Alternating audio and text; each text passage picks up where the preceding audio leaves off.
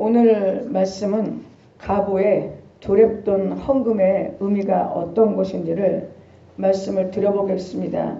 말씀은요, 마가복음 12장 38절에서 45절과 13장 1절에서 2절 말씀입니다. 마가복음 12장은요, 마가복음 11장과 함께 예루살렘 성전에서 일어난 사건을 기록한 것입니다. 그리고 이것은 11장에서부터 계속된 당시 예루살렘 성전을 근거로 한 종교, 정치 지도자들과 예수님과 논쟁의 연속입니다. 그런데 그 장소는 주로 예루살렘 성전에서 일어났다. 그것이 11장, 12장, 13장의 이야기입니다. 나귀 새끼를 타고 예루살렘에 입성한 예수님은 성전에서 3일을 보내시는 동안 불신과 외식으로 가득 찬 형식적인 성전 예배와 그에 종사하는 종교 지도자들의 타락을 보시면서 성전을 청결케 하시고 또한 참된 가르치심을 통해 메시아의 모습을 보여주셨습니다. 이러한 예수님의 저돌적인 성전에서의 활동은 종교 지도자들의 눈에 가시가 되어 11장 18절에 이르면 드디어 예수님에 대한 살해 모의가 시작되고 더 나아가 예루살렘 성전에서 예수님과 종교 지도자들 간의 마지막 논쟁이 촉발되는 것이 11장과 12장의 이야기입니다. 어떤 행위가 있다 반드시 변화가 온다. 어떤 행위가 있다 반드시 상응하는 어떤 행위가 온다. 그래서 역사는 발전한다. 이해가 되십니까? 그죠? 그러니까 주저하지 말아야 된다는 겁니다. 오늘 마가복음 12장과 누가복음 21장에 기록된 가난한 가부의 도랩돈의 헌금의 의미를 살펴보기로 하겠습니다. 가부의 도랩돈 헌금 이야기는요, 생각보다 설교를 준비하는 게 쉽지 않았습니다. 그런데 이 말씀에는요, 두 가지 관점이 복합적으로 이렇게 이루어졌다는 겁니다. 어떤 거냐면 하나는 가부의 가산을 삼키는 서기관들과 자신의 모든 것을 드리는 가부의 헌금, 그리고 그 가부들의 희생에 세워진 성전을 심판하시는 예수님의 분노, 그 관점에서 하나를 말씀드리고, 또 다른 한 가지는 자신의 모든 것을 드린 가부의 중심은 어떤 것인가 라는 이 두 가지 관점에서 말씀을 드려보기로 하겠습니다. 먼저 첫 번째 관점인 가부의 가산을 삼키는 서기관들과 자신의 모든 것을 드리는 가부의 헌금, 그리고 그러한 희생 위에 세워진 성전에 대해 심판하시는 예수님의 마음과 분노의 관점에서 말씀을 드려보기로 하겠습니다. 제가 마가복음 12장 38절에서 45절 그리고 13장 1, 2절을 읽어보기로 하겠습니다. 예수께서 가르치실 때 이르시되 긴 옷을 입고 다니는 것과 시장에서 문안하는 것과 해당의 높은 자리와 잔치의 윗자리를 원하는 서기관들을 삼가하라. 그들은 과부의 가산을 삼키며 외식으로 길게 기도하는 자니 그 받는 판결이 더욱 중하니라 하시니라. 예수께서 헌금함을 대하여 앉으사 무리가 어떻게 헌금함에 돈 넣는가를 보실세 여러 부자는 많이 넣는데 한 가부는 와서 두 랩돈 곧 한 고드란트를 넣는지라. 예수께서 제자들을 불러다가 이르시되 내가 진실로 너에게 이르노니 이 가난한 가부는 헌금함에 넣는 모든 사람보다 많이 넣었도다. 그들은 다 풍족한 중에 넣었거니와 이 가부는 그 가난한 중에 자기의 모든 소유 곧 생활비 전부를 넣느니라 하시니라. 이제부터 13장입니다. 예수께서 성전에서 나가실 때 제자 중 하나가 이르되 선생님이여 보소서 이 돌들이 어떠하며 이 건물이 어떠하니까. 예수께서 이르시되 내가 이 큰 건물들을 보느냐 돌 하나도 돌 위에 남지 아니하고 다 무너뜨려지리라 하시니라 라고 얘기하고 있습니다. 지금 마가복음 12장에서 13장까지 이 얘기는 세 가지 단락으로 구성되어 있는데요. 모두가 다 서로 다른 얘기가 있는 것 같이 보이지만 실상은 서로 다른 이야기가 있는 것이 아니라 예수님이 하나의 주제를 가지고 연결한 말씀이라는 겁니다.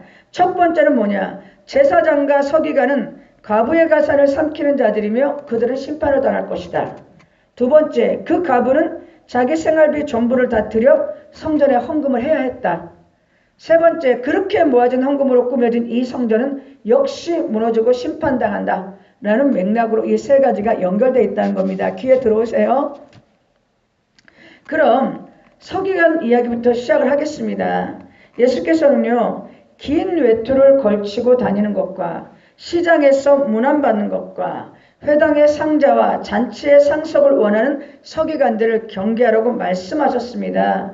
그 이유는요, 그들을 왜 경계하냐면 그들은 가부의 가산을 삼키며 외식으로 길게 기도하는 자들이라서 그들에게 임할 최후의 심판이 더 크기 때문에 그렇다는 겁니다.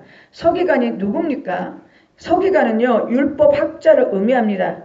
그들은 사람들 사이에서 인기도 많았고 권위도 좋았고 존경도 받았다고 합니다. 당시 서기관들은요, 예수님으로부터 자기 의를 따지는 사람, 외식하는 자로 비판을 많이 받았는데요. 이들은 선행을 베풀 때마다 길거리에서 나팔을 불었다고 합니다. 또한 이들은요, 긴 옷을 입고 다녔다고 하는데요. 서기관의 의복은 세마포의 통옷과 땅끝까지 닿는 백색의 긴 두루마리 형태의 옷으로 이 옷들은요, 종교적으로 자기의 명예와 통치를 자랑하기 위해서 착용되었는데요. 그들의 두루마기 형태의 옷 끝에는 옷술이 달려 있어 갖고 일반인들의 옷과는 구별되었다고 합니다. 그러니까 한마디로 이렇게 사역자의 옷 같은 거가 됐던 거죠. 여기서 문제가 되는 것은 서기관들이 일반 백성과 다른 옷을 입어서 문제가 되는 것이 아니라 겸손히 가르치며 섬겨야 하는 직분의 상징으로 구별된 서기관들의 옷에 대한 본래적 의미를 변질시키고 지배와 굴림의 옷으로 착각한 데 문제가 있다는 겁니다. 이들은 자기들이 겸손히 가르쳐야 되고 섬겨야 되는 하나님이 주신 직분임에도 불구하고 그것이 하나님이 주신 직분이라는 것이 성도들 앞에 지배와 굴림으로 변질됐다는 것, 그것이 착각되어졌다는 것이 문제가였다는 거죠. 이들은요, 외견상으로는 위엄과 영예를 가시하기 위해서 팔에 성꿀을 넣은 갑을 크게 만들어 매달고 다니고 옷단에는 기다란 술을 달고 다니기도 하였다고 합니다. 이들은요, 시장에서 문안받는 것도 좋아했다고 해요. 유대사회에서는요, 서기관들은 대중들로부터 존경을 받았다고 합니다. 지금도 목사님이 어디 가시면 이렇게 사람들 인사하지 않습니까? 근데 그 시대는 오직했겠어요. 사람들은 장터 같은 곳에서 서기관을 만나면요, 이 일을 보다가도 일어서 갖고 인사를 하고 경의를 표했고요. 서기관들에게 존경의 표현인 랍비 혹은 선생님이란 칭호를 사용하였다고도 합니다. 서기관들은요, 사람들이 점점 자기를 특별한 존재로 존경하고 대접하고 존중하는 것에 매료되어서요, 정치, 경제, 사회적으로 가장 중심적인 장소였고 대중의 눈길을 한눈에 띌 수 있는 가장 공개적인 장소인 시장터 같은 곳에서 공개적으로 존경받기를 즐기기도 하였다고 합니다. 또한요, 회당에는 상자라는 자리가 있는데요. 이 자리는 아마 회당장 말고 그 누군가 명망 있는 사람이나 아주 그 지도자급의 인물들이 앉게 하기 위해서 마련했던 자리인가 봅니다. 그리고 토라를 넣어두기 위한 상자 옆에 있었고 회중 전체를 바라보기에 좋은 자리였나 봅니다. 그래서 서기관들은 여기 앉으세요. 누가 이렇게 권하기도 전에 당연히 그 자리는 자기가 앉아야 하는 자리로 생각하고 있었습니다. 잔치의 상석이라는 것은요, 말 그대로 잔치에서 가장 존귀한 자리이기 때문에 사실 그날의 잔치의 주인공이 그 자리에 앉는 자리라는 겁니다. 그래서 그 잔치의 상석에 앉으면요, 식탁에 기대어 앉은 사람들을 한눈에 볼 수 있고, 예루살렘의 유지나 세력가들은요, 잔치를 베풀 때 이 잔치의 상석을 자기의 부모보다도 서기관들을 더 우선시해서 서기관들을 그 자리에 앉으라고 했다는 겁니다. 이러한 사회적 분위기가 종교 지도자인 서기관들로 하여금 나는 항상 이런 대접을 받는 존재라는 우월감과 지배적 의식 그리고 교만을 심어줬다는 겁니다. 그러나 서기관은 자기는 존경받는 자리, 하나님의 종으로서 존중받아도 되고 또 마치 존중을 받아야 되는 대상으로 알고 있었지만 예수님은요, 그러한 서기관들을 가부의 가산을 삼키는 자들이다 라고 책망하고 있다는 겁니다. 서기관들은요, 자신의 일에 대해서 보수를 받을 수가 없었기 때문에 서기관들도 먹고 살아야 되니까 주로 후원자들의 기부금에 의존했는데요.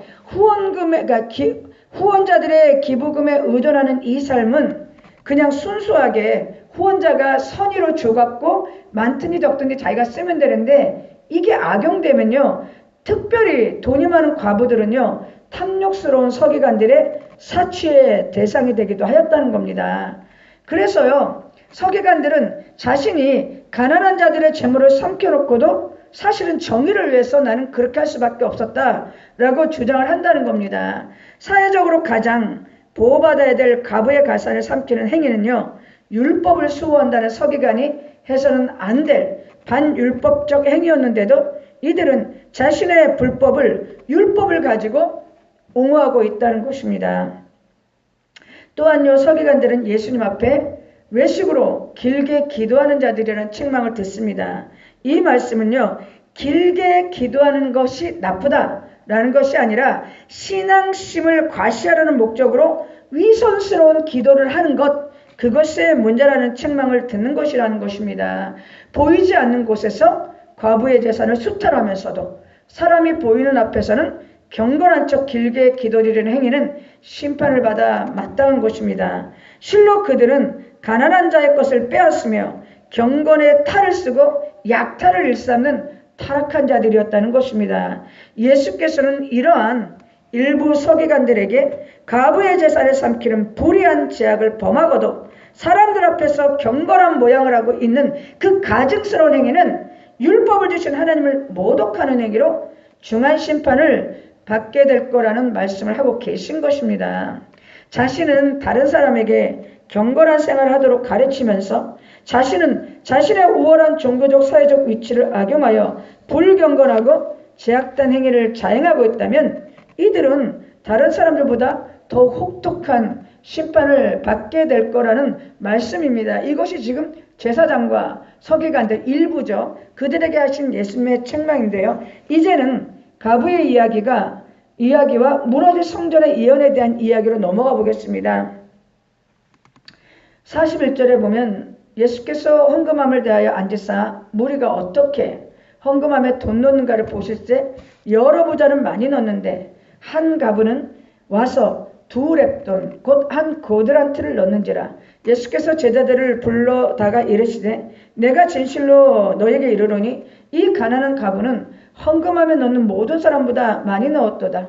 그들은 다 풍족한 중에 넣었거니와 이 가부는 그 가난한 중에서 자기의 모든 소유 곧 생활비 전부를 넣느니라 하시니라. 예수께서 성전에서 나가실 때 제자 중 하나가 이르되 선생님이여 보소서 이 돌들이 어떠하며 이 건물이 어떠하니까. 예수께서 이르시되 내가 이 큰 건물을 보느냐 돌 하나에도 돌 위에 남지 아니하고 다 무너뜨려지리라 하시니라 라는 겁니다. 당시 유대인 성인 남성은요, 의무적으로 1년에 한 번은 성전세를 내야 됐고요.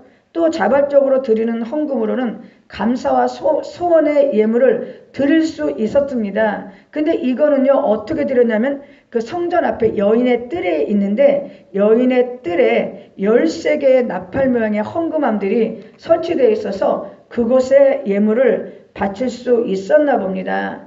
그런데요, 유대인 성인 남성이 1년에 의무적으로 한 번 성전세를 내는 것은 과부는 성전세를 내지 않아도 됐었죠.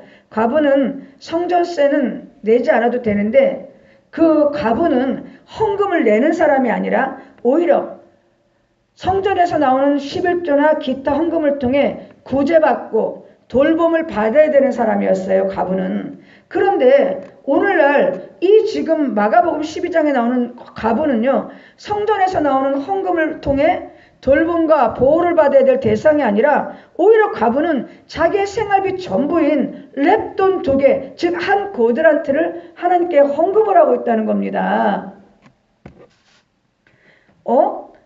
과부는 헌금을 내는 사람이 아니라 11조나 헌금을 통해 오히려 구제받고 돌봄을 받아야 되는 대상인데 이 과부가 오히려 자기의 생활비 전부인 2렙돈 2개, 한 고드란트를 하나님께 지금 헌금을 하고 있다는 겁니다.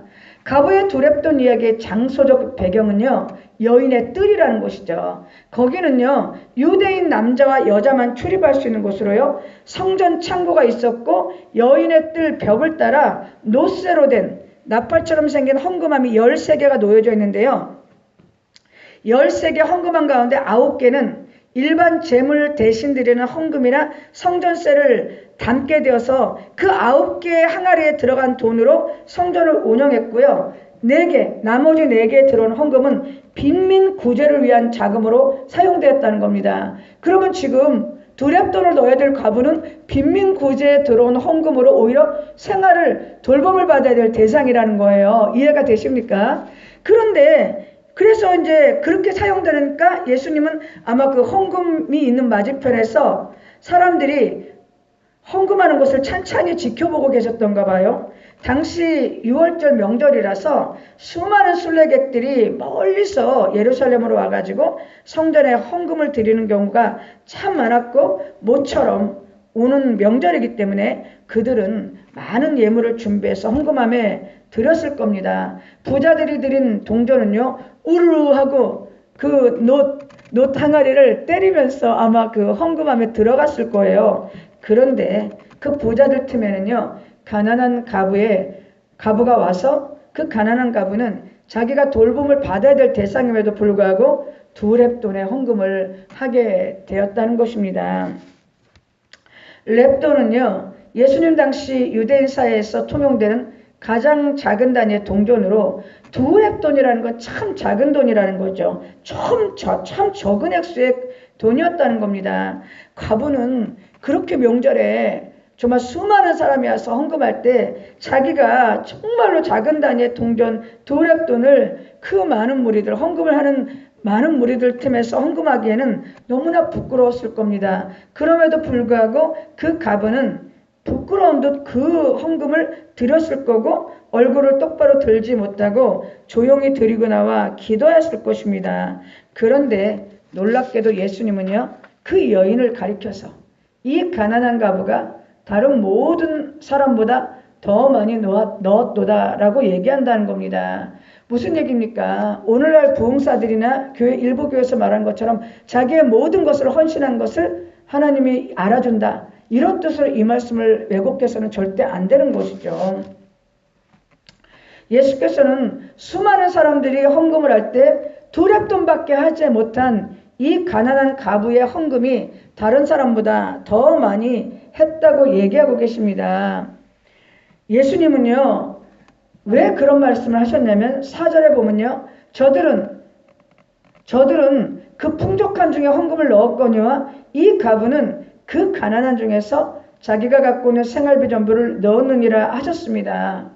예수님이 그 과부가 가장 많이 넣었다고 말씀한 근거는요, 물질을 많이 드린 것이 아니라 그 과부가 가지고 있는 소유에 비해서 드린 것이 가장 많았기 때문이라는 겁니다. 예수님이 과부의 렙돈 2개를 언급할 때는요, 그럴 만한 이유가 있었다는 겁니다. 당시 서기관들은요, 성전에서 일생을 보내는 과부들의 재산을 관리하였다고 합니다.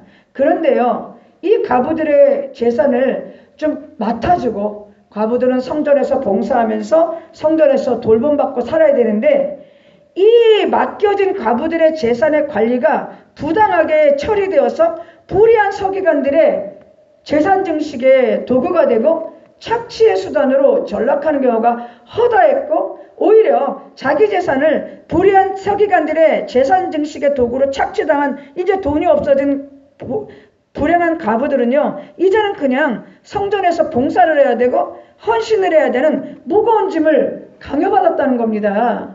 과부의 재산을 맡아 한몫 챙기던 서기관들이 과부에게 성전에서 헌신할 것을 자주 강조하고 성전에서 봉사를 강요하면서 과부들의 재산을 착복하면서도 불쌍히 그들을 여기기보다는 늘 성전에서 하나님께 충성해야 되니까 당신들은 성전에서 봉사하라 라는 강요로서 과부들은 재산은 사라졌고 이제는 먹고 살 길이 막막하니 성전에서 살아야 되는데 늘 거기서는 헌신하고 봉사해야 된다는 그 강요와 부담감으로 살아갈 수밖에 없었다는 겁니다. 그 당시 성전법에 따르면요, 한 냅돈은요 헌금할 수가 없이 원천적으로 봉쇄됐답니다. 최소한 2렙돈은 넣어야지 헌금으로 인정했다는 거예요. 한 렙돈은 헌금이 아니라는 거예요. 최소한 2렙돈을 넣어야 됐다는 겁니다. 왜냐하면 성전에 오면 반드시 제사를 드려야 되는데 제사를 드리기 위해서 가장 그 약한 예물의 비둘기 한 마리였다는 거죠.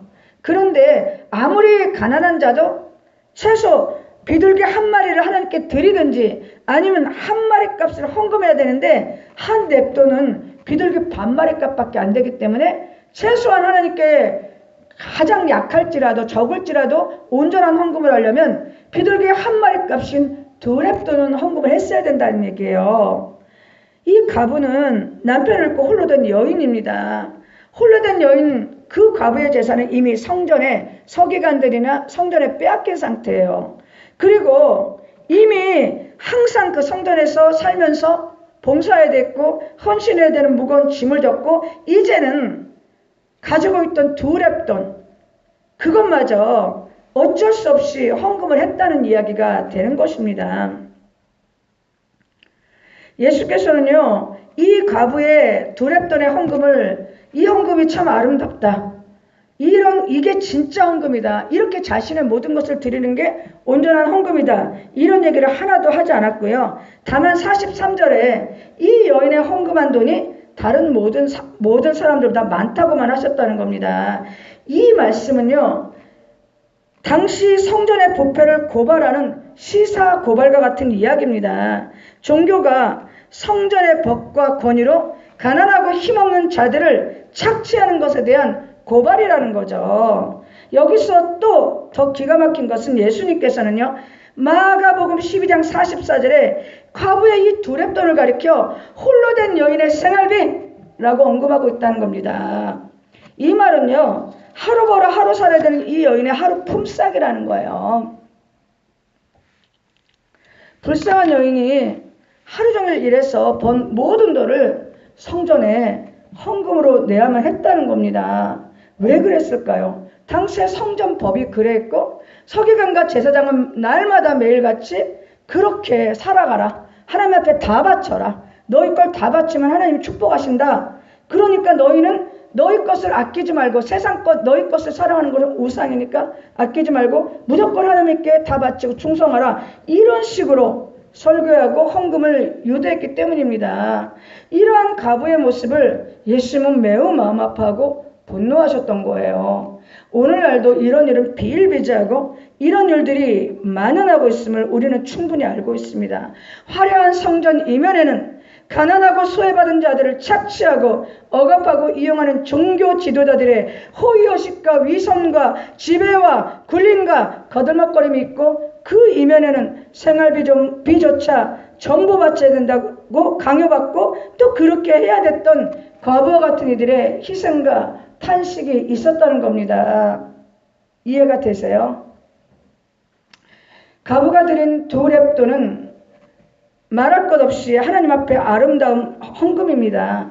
그러나 가난한 과부의 가산을 삼키는 서기관 그리고 과부에게 무조건적인 헌신과 희생과 충성만을 강요하고 과부의 삶을 종교적으로 억압하며 희생을 요구하는 종교 지도자들의 타락한 가르침과 그러한 가르침에 따라 가난한 과부가 자기 생활비 전부마저 바쳐야 되는 그 현실 그리고 그런 눈물 나는 헌금을 받아서 성도들의 영혼을 위해서 쓰는 것이 아니라 외양을 치장했던 그 당시 예루살렘 성전과 그 조직 안에서 호의호식하고 지배적 지도적 그룹으로 군림하던 종교 지도자들이는 제사장과 서기관들을 향해서 예수님은 그 받는 판결이 더욱 중하리라 라는 분노에 찬 선언을 하게 된다는 겁니다. 그리고 그런 제사장들과 서기관들 일부 타락한 제사장들과 서기관들의 그런 행위로 인해서 그들을 떠받들고 있는 그 기득권의 지주와도 같은 성전을 향해서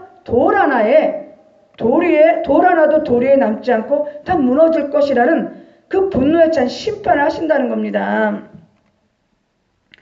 그들이 받는 판결은 더욱 중하리라. 그리고 저 성전은 돌 하나도 돌 위에 남지 않고 다 무너지리라는 판결로 이어진다면 그런 거 즉 가난한 이웃들을 돌보고 그들의 영혼을 양육해야 될 교회의 본분을 망각하고 그들에게 헌신과 충성을 강요하면서 그들에게 하나님 앞에 충성하고 하나님 앞에 드린다는 명목하에 그들의 그 피 같은 재물조차 가져다가 하나님의 이름으로 성전을 꾸미고 자기들의 권력을 옹호하게 한 기반으로 쓰는 그러한 타락한 종교 지도자들에 대해서 하나님 예수께서는 그들이 받는 판결이 더욱 중하고 그렇게 세워진 그들의 종교적 성전 그것은 돌 하나도 돌 위에 남지 않고 다 무너질 거라는 중한 판결을 한다는 것은 우리가 심각하게 받아들여야 될 얘기라는 겁니다. 오늘날 우리 곁에는 여전히 과부의 랩돈 2개로 살아가는 것처럼 어렵게 살아가는 성도들이 많습니다.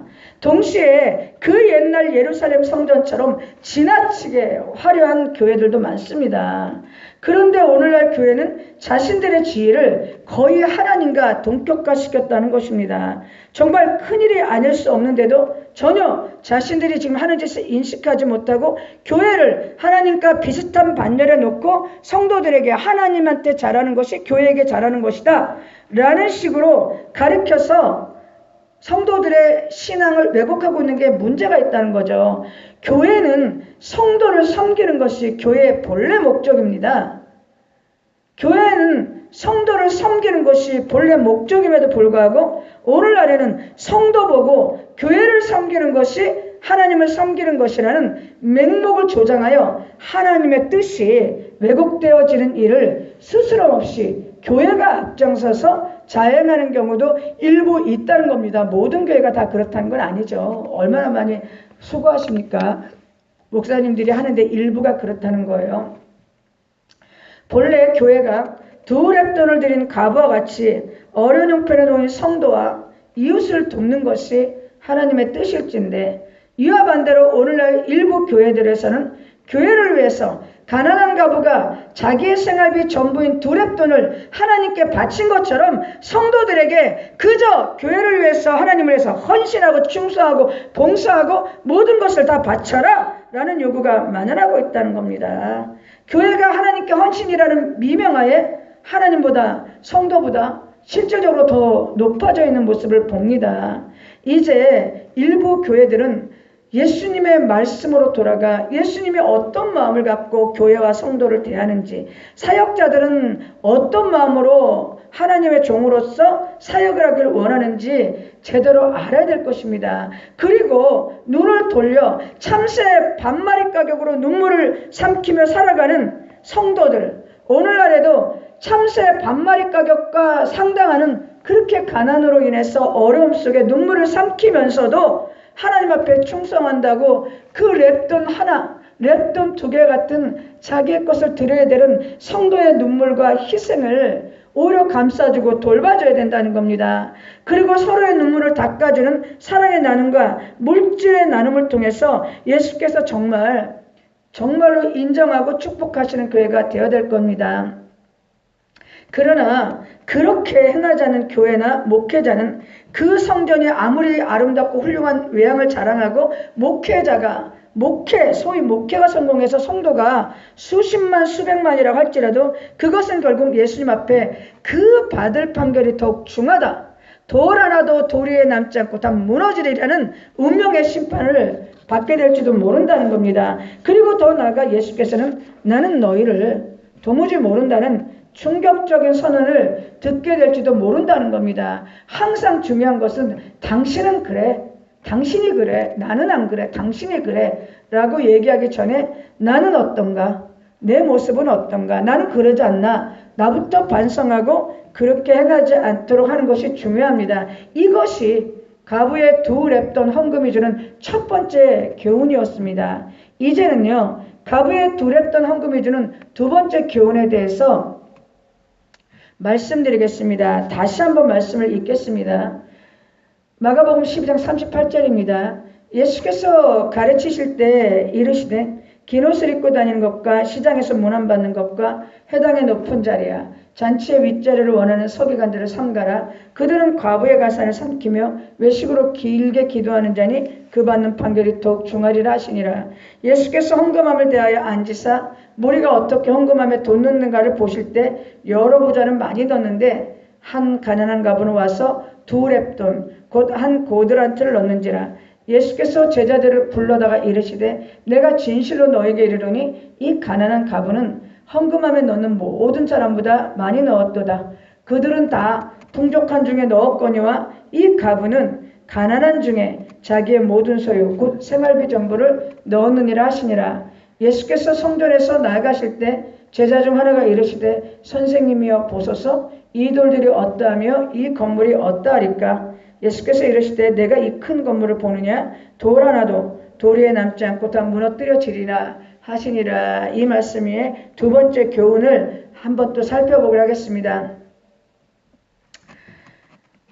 예수님은요, 두 종류의 종교적인 모습을 이 말씀을 통해 대조하셨죠. 하나는 종교를 빙자하고 하나님의 하나님의 사역자라는 것을 빙자해서 서기관들의 그렇게 종교를 빙자한 서기관들의 심판받을 잘못된 행동을 대조했고요. 하나는 이름 없는 가난한 가부의 헌신된 모습을 대조하고 있습니다.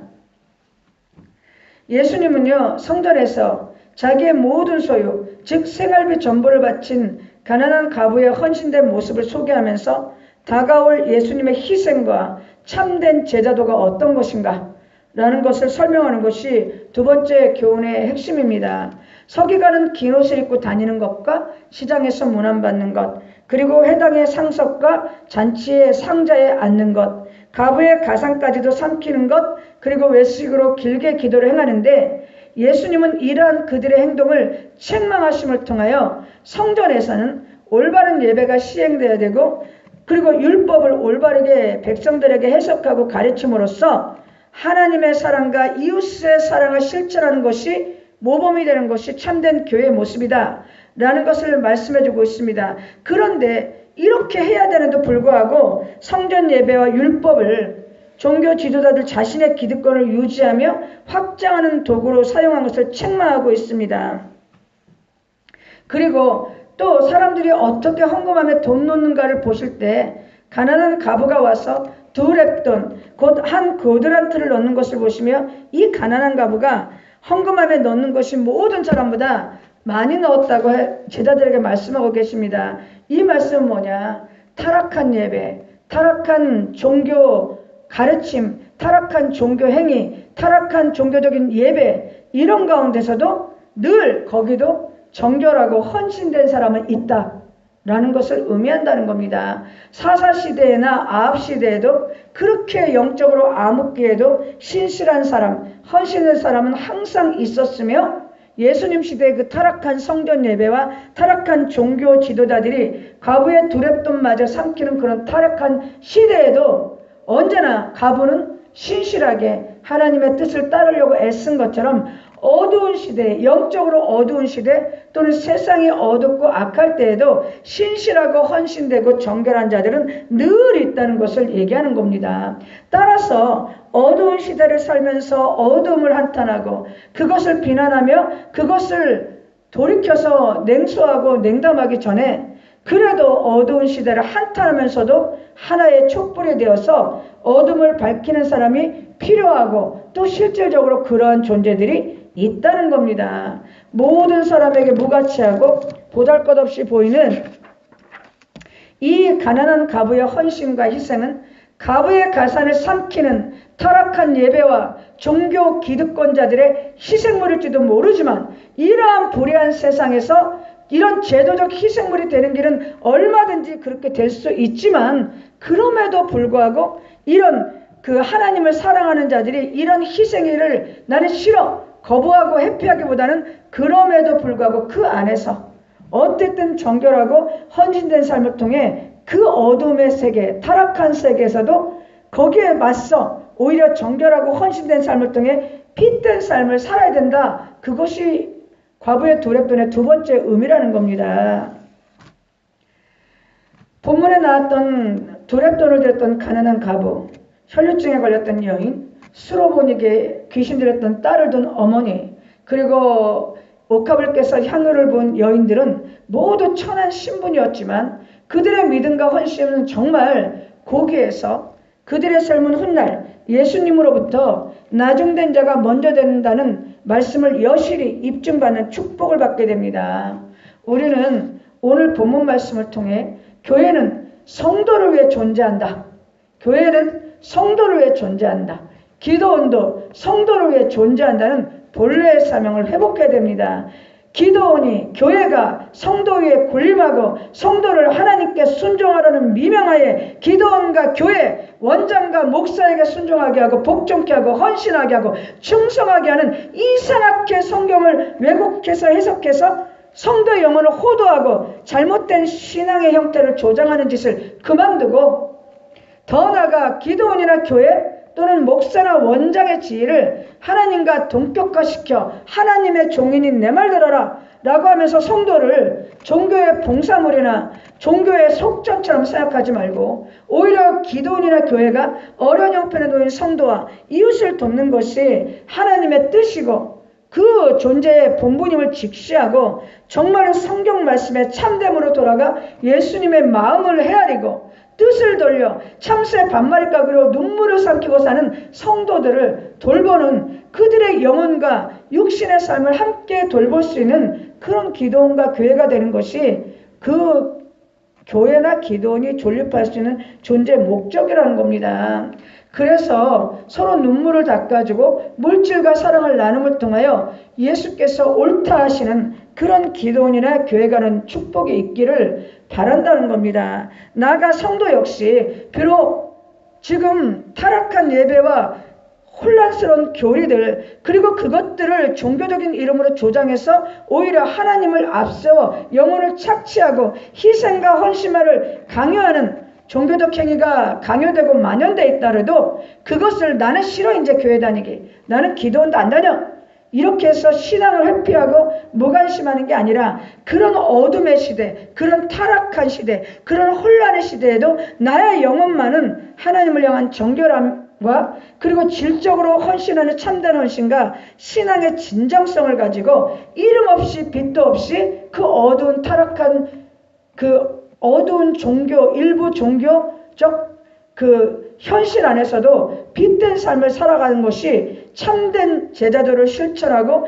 예수님 보시기에 합당 삶을 사는 것이라는 겁니다. 그래서 우리는 내가 한마디로 사역자로서는 그 기도원의 본분, 교회의 본분이 예수님이 원하는 본분에 합당하게 있어야 되고 또 한편 성도로서 비록 기독교 안에 일부 타락한 모습이나 혼잡스럽고 거짓되고 제약된 모습이 있을지라도 그것이 싫어서 하나님을 떠나고 그것이 싫어서 신앙에 냉담하기보다는 그럼에도 불구하고 거기에서 내가 예수님의 제자처럼 빛된 삶 그리고 참된 헌신과 정결함을 가지고 그리고 진정성 있는 신앙을 가지고 참된 예수님을 따르는 자녀의 삶을 실천함을 통하여 그곳에서도 빛을 밝힐 수 있는 성도의 온전한 삶을 살아야 된다라는 것이 오늘 가부의 두렙돈의 이야기의 핵심입니다. 이해가 되셨어요? 예, 여기서 말씀을 마치겠습니다.